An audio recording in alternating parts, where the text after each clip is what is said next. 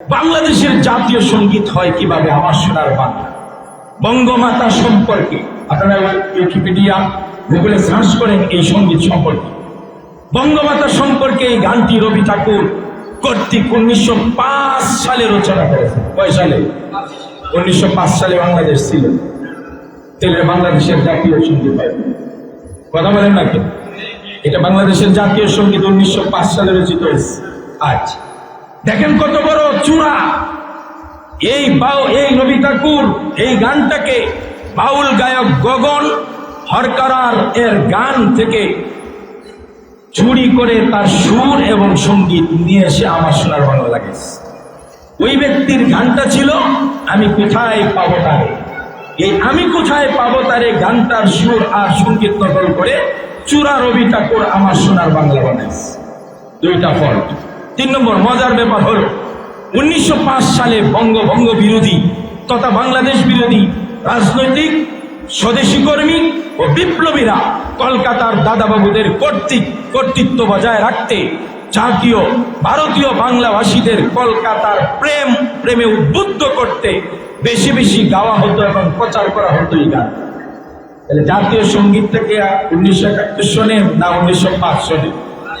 ওই সময় যখন বাংলাদেশ আলাদা হওয়ার প্রশ্ন আসলো, তাদের কর্তৃত্ব থেকে মুক্ত হওয়ার প্রশ্ন আসলো, রবি ঠাকুর সেই গানটাকে তাদের দেশপ্রেম কলকাতার দেশপ্রেমে যুবকদেরকে উদ্বুদ্ধ করার জন্য সে তাদের গানটা সব জায়গায় গাওয়াইতো। বুঝে থাকলে বলুন, বাংলাদেশের জাতীয় সঙ্গীত বাংলাদেশের পক্ষে গাওয়ানো হতো না বিপক্ষে? এ মাথা মোটা বাঙালিরা যেই সঙ্গীত সারাটা জীবন 1905 সন থেকে নিয়ে বাংলাদেশের বিরুদ্ধে গাওয়িয়ে মানুষদেরকে উদ্বুদ্ধ করেছে, সেই জাতীয় সঙ্গীত আমরা মাথা মোটা বাঙালিরা আমার দেশের জাতীয় সঙ্গীত বানাই। কথা বলে ঠিক কিনা? এই গানে একবারের জন্য বাংলাদেশ নাম নেই। আছে? কথা বলেন আছে? একবারের জন্য বাংলাদেশের নাম নেই। এটা জাতীয় সঙ্গীত হয় কেন? 4 নম্বর নেই কোনো স্বাধীনতার চেতনা। জাতীয় সঙ্গীতের মধ্যে স্বাধীনতার কোনো কথাই নাই, চেতনাই নাই, বাংলাদেশের প্রেম নাই, ভাষা আন্দোলনের কোনো স্মৃতি নাই, মুক্তিযোদ্ধাদের শহীদদের কোনো স্মৃতি নাই, গাজীদের কোনো স্মৃতি নাই, বাংলাদেশের কোনো প্রসঙ্গই নাই। এমনকি বাংলাদেশের স্বপ্ন যারা দেখেছেন, সোহরাওয়ার্দী, শেরে বাংলা, ফজলুল হক, ভাসানী, শেখ মুজিব, হুসেন শহর এবং আমাদের শেখ আতাউল গনি জিয়া, এদের কারো নাম নাই। কথা বলেন ঠিক? এটা জাতীয় সঙ্গীত হয় কেন?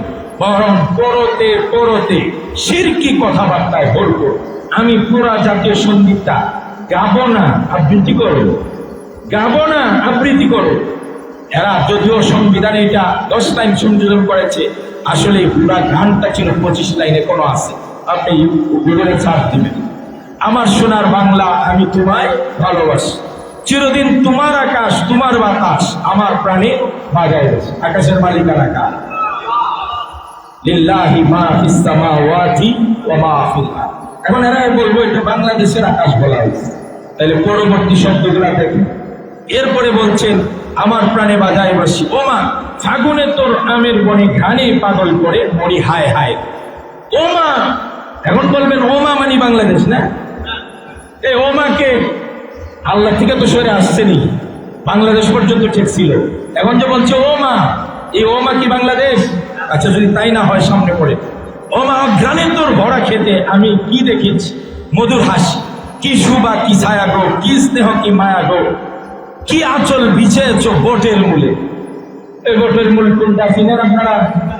কথা কয় না, বটের মূল বুঝেন না? যত হিন্দুদের পূজা অর্চনা মান্য যা কিছু হয় সব বটের মূলে হয়। কথা বলেন না কেন? প্রত্যেকটা বটের মূল চেক করবেন, এখানে হিন্দুদের কোনো না কোনো তুফা দেয়। তাহলে বটের মূলে বলে আসল বিচাইছে মা। এখনো বলবেন মা মানে বাংলাদেশ? নদীর কুলে কুলে মা তোর মুখের বাণী আমার কানে লাগে সুদার মতো মরি হায় হায়।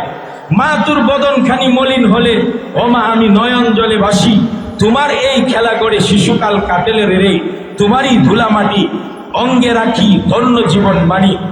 তুই দিন ফুরালে সন্ধ্যাকালে কি দ্বীপ জ্বালিস করে মরি হায় হায়। সন্ধ্যার বাতি কিন্তু হিন্দুরা চায়, কথা বলেন ঠিক কি? আচ্ছা, তখন খেলাধুলা সকল ফেলে ওমা তোমার কুলে ছুটে আসি, এরপরে ধেনু চড়া তোমার মাঠে, পারে যাবার খেয়া ঘাটে, সারাদিন পাখি ডাকা ছায়া ডাকা তোমার পল্লী বাটে, তোমার ধানে বড়া আঙ্গিনাতে জীবনের দিন কাটে মরে হায় হায় রে। ওমা আমার যে ভাই তারা সবাই, ওমা তোমার রাখলে তোমার চাষি, ওমা তোর চরণেতে দিলেম এই মাথা পেতে। চরণ মানে কি? সবাই বলেন, তোমার চরণেতে আমি দিলাম মাথা পেতে। বাংলাদেশের পা আছে না? এই বাংলাদেশের পা আছে, আল্লাহর পা আছে, বাংলাদেশের পা নাই। তাহলে এই মা পা মানে কোন মা? এটা দুর্গা মা। দুর্গা মাকে লক্ষ্য করে এই শিরকি কথা ঢুকিয়ে বলছে তোমার চরণ তলে মাথা টেকায় দেই। যেই সঙ্গীতের মধ্যে শিরকি কথাবার্তা আছে এটা মুসলমানদের সঙ্গীত হতে পারে না। এটাকে পরিবর্তনের সময় এসেছে, কথা বলে ঠিক কি? আমি আর সামনে পড়ছি না, কিন্তু আজকে যদি বাংলাদেশের জাতীয় সঙ্গীত হতো, বাংলাদেশের জাতীয় কবি কাজী নজরুল ইসলামের কোন একটা কবিতা, অথবা আমার দেশের কবি মুহিব খান জাগ্রত কবি চমৎকার কবিতা লিখেছেন, এটাকে জাতীয় সঙ্গীত করা হলে যথার্থ সবকিছুর সংমিশ্রণ ছিল, কথা বলে ঠিক কিনা? এটাও আমি পড়ে শোনাই। আগেরটা তো কোনো আউল বাউল কিছু নাই, সব ফাউল, কথা বলে ঠিক। আচ্ছা, ইঞ্চি ইঞ্চি মাটি সোনার চাইতে খাটি, নগদ রক্ত দিয়ে কিনা। আলহামদুলিল্লাহ বলে। শব্দের উচ্চারণ আর চয়ন দেখেন, প্রতি ইঞ্চি মাটি আমাদের রক্তের কিনা, কথা বলে ঠিক। স্বাধীনতার চেতনা আছে না? আচ্ছা, আমি পড়ি, আপনারাই বুঝবেন, আমার ব্যাখ্যার প্রয়োজন নাই। ইঞ্চি ইঞ্চি মাটি সোনার চাইতে খাটি, নগদ রক্ত দিয়ে কেনা, কসম সেই খোদার, শত্রু বা হানাদার একটি কোনাও তার কেড়ে নিতে কেউ পারবে না। বলেন ইনশাআল্লাহ। জাতিকে ঐক্যবদ্ধ করার একটা চেতনা, রঙের তুলিতে আঁকা সবুজের ছায়া ঢাকা, সুজলা সুফলা পরিপাটি, লক্ষ শহীদ গাজী রেখেছে জীবন বাজি, করেছে স্বাধীন এই মাটি। আল্লাহু আকবার। স্বাধীনতার শহীদদের স্মরণ আছে না? গাজীদের স্মরণ আছে না নাই? মুক্তিযুদ্ধের চেতনা আছে না নাই? এই ব্যাকুমারা তোদের জাতীয় সঙ্গীতে মুক্তিযুদ্ধের কোন চেতনা আছে? আছে? সে বলেছে লক্ষ শহীদ গাজী রেখেছে জীবন বাজি, করেছে স্বাধীন এই মাটি, বাংলাদেশ আমার, বাংলাদেশ তোমার, বাংলাদেশ সবার, কথা বলেন ঠিক কিনা? বাংলাদেশের নাম আছে না? ধন্য ধন্য আমি সবার চাইতে দামি, বাংলা মাটির সন্তান। আলহামদুলিল্লাহ বলে। চারিদিকে দুশ্মন, ভেঙ্গনা ভেঙ্গনা মন, সাহস জমিয়ে রাখো বুকে, ইমান জিন্দা করে জিহাদের হুঙ্কারে পরাজিত করো শত্রুকে। আল্লাহু আকবার। যুবকদেরকে এই সঙ্গীত যতবার শুনবে, যতবার পড়বে, তারা দেশপ্রেমে উদ্বুদ্ধ হবে, যুদ্ধে যাওয়ার জন্য পাগল করা হবে। তারপরে বলছেন চারিদিকে গাদ্দার আছে না নাই? ভিনদেশি তাবেদার, চারিদিকে গাদ্দার ভিনদেশি তাবেদার, সজাগ দৃষ্টি রাখো সবে, সকল মির্জাফর বিদেশি গুলাম চোর, রুখতে তাদের হবে, কথা বলে ঠিক। বাংলাদেশ আমার, বাংলাদেশ আমার, শোনার জন্য ভূমি তোমার জন্য আমি জীবন দিয়েছি কোরবান। এরপরে বলছে শান্ত মাটির নিচে এখনো ঘুমিয়ে আছে 360 আউলিয়া। আল্লাহু আকবার। আছে না নাই? শান্ত মাটির নিচে এখনো ঘুমিয়ে আছে 360 আউলিয়া। সোহরাওয়ার্দী শেরে বাংলা ভাষা নিয়ে আছে মুজিব উসমানীয় জি। আল্লাহু আকবার। কার কথা বাদ দিছে? সব জাতীয় নেতৃবৃন্দের সমন্বয় ঘটে পরবর্তী প্রজন্মকে চেতনা উদ্বুদ্ধ করে বলেছে তোমার দেশে যদি সোহরাওয়ার্দী জন্ম নিতে পারে, তোমার দেশে যদি হুসেন শহীদ সোহরাওয়ার্দী, একে ফজলুল হক যদি জন্ম নিতে পারে, ভাসানী যদি জন্ম নিতে পারে, তুমিও আগামী দিনে দেশ রক্ষার্থে তাদের ভূমিকা অবতীর্ণ হবে, কথা বলে ঠিক কিনা? এরপরে বলছেন শহীদ তিতুর দেশে মুক্ত স্বাধীন বেশে সবুজ লাল পতাকা উড়ে। আসেনি লাল পতাকার কথা? আচ্ছা, সময়ে ঝড়ের বেগে চেতনা উঠবে জেগে 18 কোটি অন্তরে। আল্লাহু আকবার।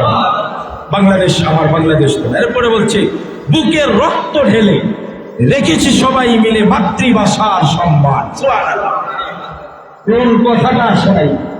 মাতৃভাষা শহীদদের প্রতি স্মরণ করিয়ে বলছে বুকের রক্ত ঢেলে সবাই মিলে মাতৃভাষার সম্মান রেখেছি। এ মাটির বুক হতে বাঁচবে সারা জগতে বিশ্ব মানবতার গান, সুবহানাল্লাহ। সর্বশেষ বলছি, আমার হিন্দু ভাইদেরকে আত্মস্থ করছি, এটা কোনো মুসলমানের একটা কৃতিত্ব নয়।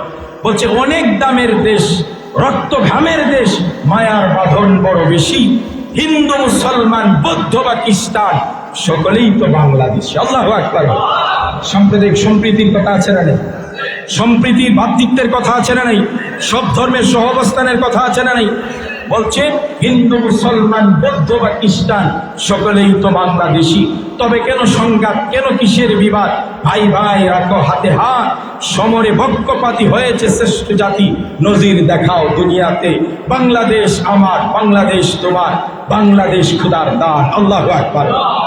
সুতরাং সার্বিক দিক বিবেচনা করে আমাদের প্রাণের দাবি হলো যে এই সঙ্গীতটাকে, এতদিন পর্যন্ত শিরকি সঙ্গীত আমাদেরকে বাধ্য করে গাওয়ানো হয়েছে শিরকের প্রতি উদ্বুদ্ধ করার জন্যে, এবং বাংলাদেশের চেতনাবিহীন একটা গীতকে জাতীয় সঙ্গীত করা হয়েছে, এটাকে এখন পরিবর্তন করে একটা সমষ্টিগত জাতীয় চেতনা ধারণ করার মতো একটা জাতীয় সঙ্গীত আমাদেরকে উপহার দিতে হবে। কথা বলে ঠিক কিনা?